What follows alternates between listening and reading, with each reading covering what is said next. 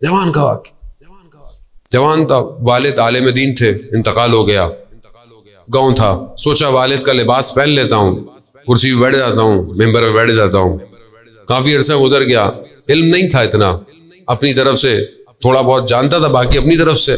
ایک دن دیکھا آئینے میں کہ داڑھی میں محاسن میں سفید بال آ گئے. وجدان ضمیر نے جھنجھوڑا کہ یہ تم اتنی عرصے سے کیا کر رہے ہو، جھوٹ بول رہے ہو لوگوں، تمہاری زندگی ختم ہو جائے گی. شرمندگی ہوئی، توبہ کی خدا کی بارگاہ.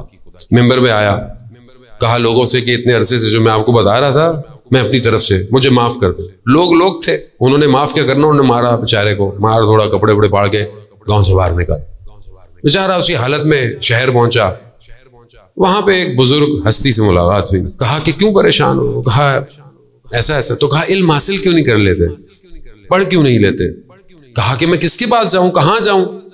کہا فلانے مدرسے میں جاؤ، وہاں فلانا استاد ہے، اس سے کہو کہ تمہیں پڑھائے.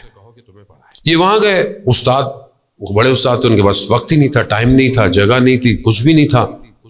تو انہوں نے کہا کہ میرے پاس تو نہیں ہے وقت. واپس مایوسی کی حالت میں پھر وہی بزرگ ملے، نورانی چہرہ. کہا کیا ہوا؟ کہا ٹائم. کہا ان سے کہو کہ فلانے نماز سے پہلے آپ کے پاس وقت ہے، اور فلانا حجرہ اس کی چابی کہ وہ خالی ہوتا ہے.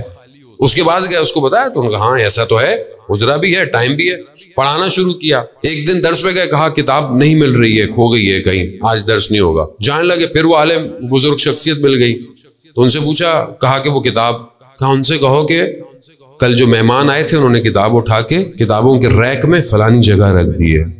جب انہوں نے جا کر استاد کو یہ بتایا، استاد بھی استاد تھے. کہا کہ یہ کون ہے جو میرے اوقات سے بھی واقف ہے، حجروں سے بھی واقف ہے، کتابوں سے بھی واقف ہے؟ کہا یہ کوئی اور نہیں ہو سکتا، یہ وقت کا امام ہے، وقت کا امام. اب امام جسے چاہے، امام کا تصرف ہے. امام اگر نہ چاہیں ان کو کوئی نہیں پہچان سکتا. آپ کی زندگی میں بھی ہو سکتا ہے آپ کی امام سے ملاقات ہوئی ہو، آپ کو خود نہیں پتا ہوگا، لیکن جب تک امام نہ چاہیں امام کو کوئی نہیں پہچان سکتا. اکثر جو ملاقاتیں کتابیں، معتبر کتابیں، تو میں ظاہر ہے میں بعض لوگ کہتے ہیں کہ معتبر کتابیں، استاد فاطمی نے کہا ہے، آیت اللہ شمس الدین نے بھی اس کو بیان کیا، بہت معتبر کتابوں سے پڑھا کریں. ایسے نہیں پڑھیں گے ایسی کتابیں ایسی ہوں. اکثر ملاقاتیں ایسی ہیں کہ جب وہ چلے گئے تو لوگوں کو احساس ہوا کہ یہ امام تھے. ہر کسی کو نہیں اس قابل ہوتا. آیت اللہ قاضی طباطبائی کے ایک شاگرد تھے، ہم بہت بڑے شاگرد تھے. انہوں نے اپنے استاد سے وظیفہ مانگا تھا کہ میں امام کی زیارت کروں، اور وظیفے کو مسجد سہلہ میں کیا، لیکن جیسے ہی امام کا نور آیا وہاں سے امام کے آگے ہاتھ چھوڑ دیے. انہوں نے کہا مولا میں ظرفیت نہیں رکھتا کہ آپ کو دیکھ پاؤں، آسان نہیں ہے یہ. خلاصہ انہوں نے کیا کیا کہ شاگرد کو کہا کہ جب اب تمہاری ان سے ملاقات ہو تو ان کو میرا سلام دینا، اور ان سے کہنا کبھی ہمیں بھی زیارت کروا دے. ایسے ہی ہوا.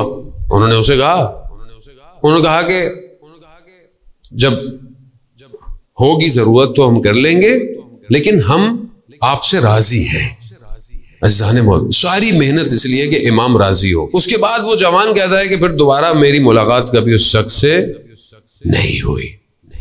اپنے آپ کو اس قابل کریں. ایک جوان تھا، اس نے توبہ کی، امام نے اس کی مدد کی. آگے امام ابھی بھی موجود ہے، نہ سنی ہے، نہ شیعہ ہے، نہ کوئی عیسائی ہے، نہ کوئی کرسچن. امام ہے کائنات کا.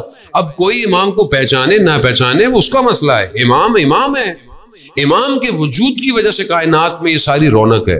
وہ الگ بات ہے کہ سب کے مذاہب فرقوں کے اندر چیزیں تھوڑی تھوڑی مختلف ہیں، لیکن شخص ایک ہی ہے، موعود ایک ہی ہے جس کا وعدہ کیا گیا، ایک ہی شخص ہے. اصل کربلا کا وارث بھی وہی ہے. زہرت نائیہ میں جس طرح امام نے سلام کیا ہے بالکل ویسے ہی ہے جیسے امام کربلا میں موجود ہے.